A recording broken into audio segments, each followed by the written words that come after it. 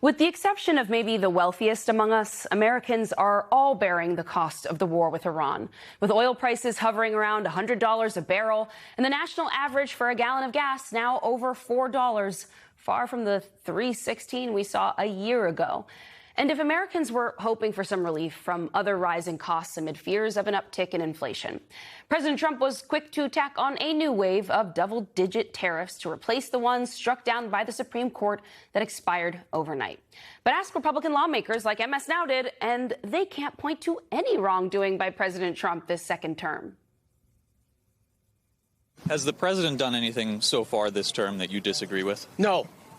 No, the guy's doing great. Greenland. I suggest we probably try to give him a third term. I think he's done a great job. No, I can't disagree with him on that. I really can't. As one of the most conservative members of Congress, I agree with the president 99.9% of the time. I just can't think of anything off the top of my head, but I'm sure there is. Is there anything the president has done that you just disagree with?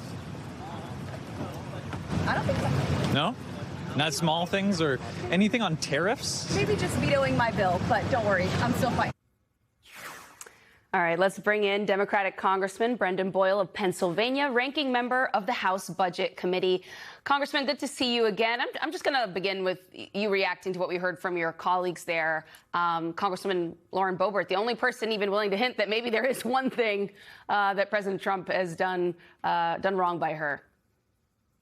Yeah, my first reaction is just it's really embarrassing, just how completely pathetic they are. One of the many great things in my congressional district that I get to represent is Independence Hall, where the Constitution was debated and drafted and adopted. Our founders actually made the legislative branch, the Congress, Article 1. They envisioned, specifically Madison and Hamilton, that Congress would be the most powerful branch of government, that it would be a check on the executive. Here you have Republican members of Congress, both in the House and the Senate, falling all over themselves to worship at the feet of Donald Trump. It is something that is deeply unhealthy, and they are letting down the American people by simply being robots who will do whatever Trump says, even when it totally reverses the very things those same individuals pretended to stand for so long. In our last block, I don't know if you were able to hear any of it, we're talking, of course, a lot about the war that's raging right now and the fact that the Pentagon tried on its site to reduce the number of lives lost of U.S. service members from 18 to 14. And I want to know what, I guess, you imagine this means for family members of those serving right now, the family members of those who have fallen. What you think the administration was trying to do in lowering that number?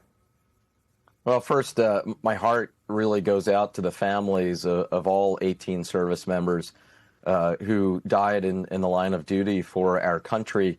It's also incredibly disrespectful. I would like to know the names of the 4 that they are removing from this count.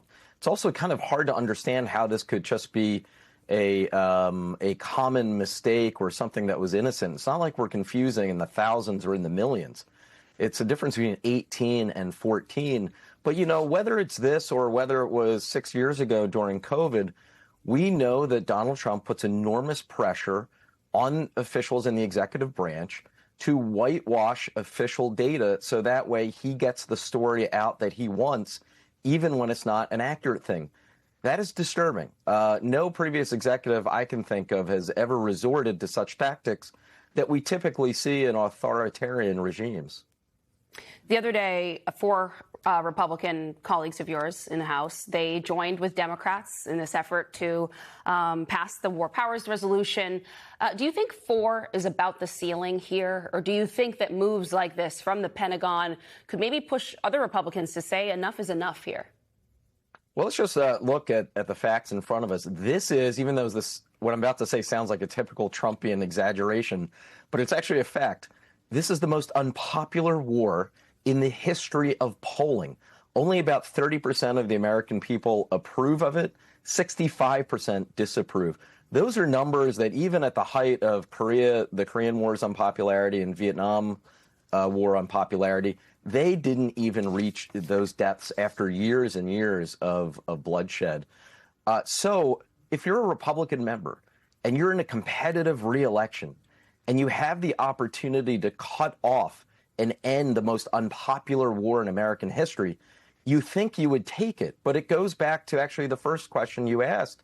So many of these Republican members will simply just do whatever Donald Trump orders them to do.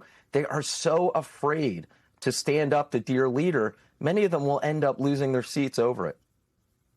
Do you believe the number that Pete Hegseth shared on the Hill the other day, that we're looking at about $37.5, $38 billion for the cost of this war? No, I don't. I don't have any confidence in Pete Hegseth in general. But then specifically to that figure he cited, my back of the envelope math had us at about $25 billion within the first 10 days or so. So I really don't understand how it could be only $37 billion. And again, this is more back of the envelope math. I suspect it is at least double that. But so we can get an accurate figure, I have written to the Congressional Budget Office requesting of them an official estimate so that we can finally get transparency and get an answer.